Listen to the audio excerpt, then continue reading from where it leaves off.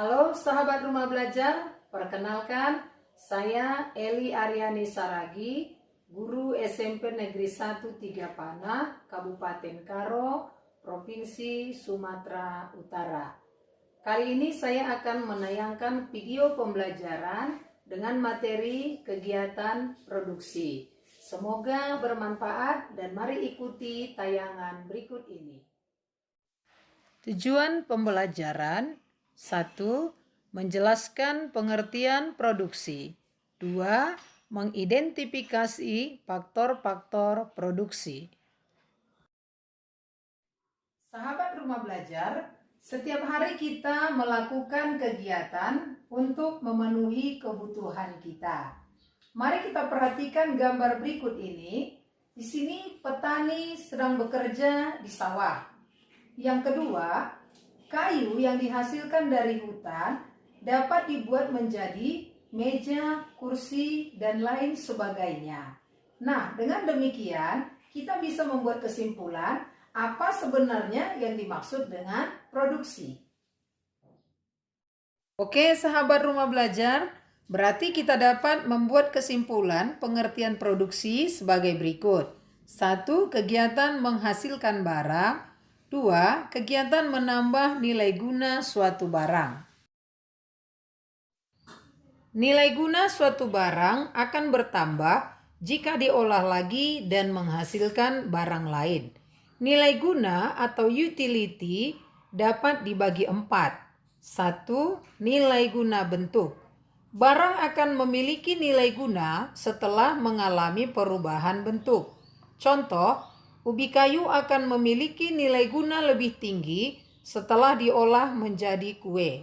2. Nilai guna tempat. Nilai guna suatu barang akan lebih tinggi karena perbedaan tempat. Contoh, batu kerikil dari sungai dibawa ke supplier bahan bangunan. 3. Nilai guna waktu. Suatu barang bertambah nilai guna jika digunakan pada saat yang tepat. Contoh, jas hujan pada waktu hujan. 4. Nilai guna kepemilikan. Nilai guna suatu barang akan bertambah apabila berpindah kepemilikannya. Contoh, sepatu yang dibeli oleh seseorang dari toko dan dipakai dalam kehidupannya sehari-hari. Produksi memerlukan sumber daya ekonomi yang disebut dengan faktor-faktor produksi. Faktor produksi terbagi atas faktor produksi asli, yaitu alam dan tenaga kerja. Faktor produksi turunan, yaitu modal dan kewirausahaan. Faktor produksi alam adalah faktor produksi yang disediakan oleh alam sebagai bahan mentah atau bahan baku produksi. Yang termasuk faktor produksi alam: tanah, hutan, barang-barang tambang, dan air. Faktor produksi tenaga kerja.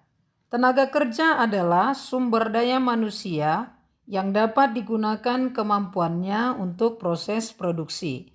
Tenaga kerja dapat dibedakan menjadi 3, yaitu tenaga kerja terdidik, tenaga kerja terlatih, dan tenaga kerja tidak terdidik dan tidak terlatih. Faktor produksi modal. Modal adalah segala hasil produksi yang dibuat manusia dengan tujuan untuk menghasilkan barang-barang atau jasa-jasa yang lain. Sahabat rumah belajar, modal tidak hanya berupa uang, tapi juga berupa barang seperti gedung, mesin, bahan mentah, dan bahan baku yang digunakan dalam proses produksi. Faktor kewirausahaan. Kewirausahaan adalah kemampuan seseorang atau beberapa orang untuk menyatukan semua faktor produksi agar dapat menghasilkan barang tertentu.